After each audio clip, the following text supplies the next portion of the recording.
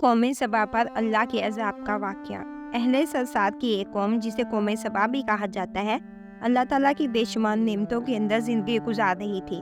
یہ قوم ایک عظیم تہذیب و تمدن کی مالک تھی۔ حضرت داؤد علیہ السلام اور حضرت سلیمان علیہ السلام کی باعظمت حکومتوں کے بعد ان کی حکومت زبان ضد خاص و عام تھی۔ کہا جاتا ہے کہ یہ لوگ گندم کے مگ سے آٹا پیس کر روٹیاں پکاتے تھے، لیکن اس کے برعکس وہ اس قدر اسراف کرنے والے اور ناشکرے تھے کہ انہی روٹیوں کے ساتھ بچوں کا پاخانہ صاف کرتے تھے۔ بعد ازاں ان آلودہ روٹیوں کو اکٹھا کرنے سے ایک پہاڑ بن گیا تھا۔ پھر ایک صالح شخص نے وہاں سے گزرتے ہوئے ایک عورت کو دیکھا جو روٹی کے ساتھ بچے کے پکانے کے مقام کو صاف کر رہی تھی۔ اس شخص نے عورت سے کہا، تیرے اوپر افسوس، خدا سے ڈر، کہیں ایسا نہ ہو کہ خدا تیرے اوپر ایسا غضب ڈالے اور تجھ سے اپنی نعمت چھین لے۔ اس عورت نے جواب میں مذاق اڑایا اور مغرورانہ انداز میں کہا، جاؤ جاؤ، گویا کہ مجھے بھوک سے ڈرا رہے ہو۔ جب تک سرساری جاری ہے مجھے بھوک سے کسی قسم کا کوئی خوف نہیں۔ کوئی زیادہ عرصہ گزرا نہ تھا کہ اللہ تعالیٰ نے ان لوگوں پر اپنا غضب ڈالا، پانی جو کہ زندگی کی بنیاد ہے ان لوگوں سے چھین لیا، یہاں تک کہ قحط نازل ہوا۔ بات یہاں تک پہنچ گئی کہ ان کی ذخیرہ کی ہوئی تمام غذا ختم ہو گئی۔ آخر کار وہ مجبور ہو گئے کہ انہی آلودہ روٹیوں پر ٹوٹ پڑے جو ان لوگوں نے اکٹھی کر کے پہاڑ کی مانند ڈھیر لگایا ہوا تھا، بلکہ وہاں سے روٹی لینے کے لیے صف لگتی تاکہ ہر کوئی وہاں سے اپنے حصے کی روٹی لے سکے۔ کفرانی نعمت، قحط اور ان کی بدحالی کے بارے میں متعدد روایات موجود ہیں۔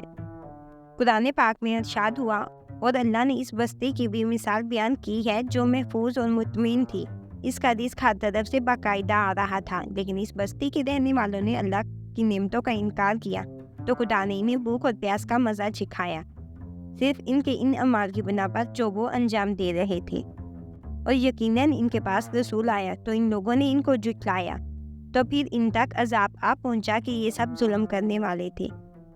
اسی قوم سبا کے بارے میں ایک اور واقعہ بیان ہوتا ہے کہ ان لوگوں نے اپنی زراعت کو بہتر طور پر کاشت کرنے کے لیے پانی ذخیرہ کرنے کی خاطر برف کے دو پہاڑوں کے درمیان ایک بہت بڑا بند معدب تعمیر کیا تھا۔ سوراخ اور دوسرے پہاڑوں سے گزرا ہوا پانی اس بند میں آ کر وافر مقدار میں جمع ہو جاتا تھا۔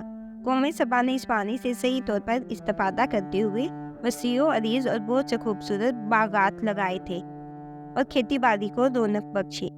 ان باغات کی درختوں کی شاخیں اس قدر پھلوں سے لدی ہوئی تھیں کہ کہتے ہیں اگر کوئی شخص سر پر ٹوکری رکھ کر ان کے نیچے سے گزرتا تو پھل خود بخود ٹوکری میں گرنا شروع ہو جاتے اور قلیل مدت میں ٹوکری تازہ پھلوں سے بھر جاتی۔ لیکن نعمتوں کی کثرت نے انہیں شکر کرنے کی بجائے سرمست اور غافل کر دیا تھا، یہاں تک کہ ان کے درمیان بہت بڑا طبقاتی نظام وجود میں آ چکا تھا۔ ان میں سے صاحب اقتدار لوگوں نے کمزوروں اور ضعیفوں کا خون چوسنا شروع کر رکھا تھا، یہاں تک کہ ان لوگوں نے خدا سے احمقانہ التماس کیا، جس کا ذکر سورہ سبا میں کیا جاتا ہے۔ انہوں نے کہا، خدایا ہمارے سفروں کے درمیان فاصلہ زیادہ کر دے۔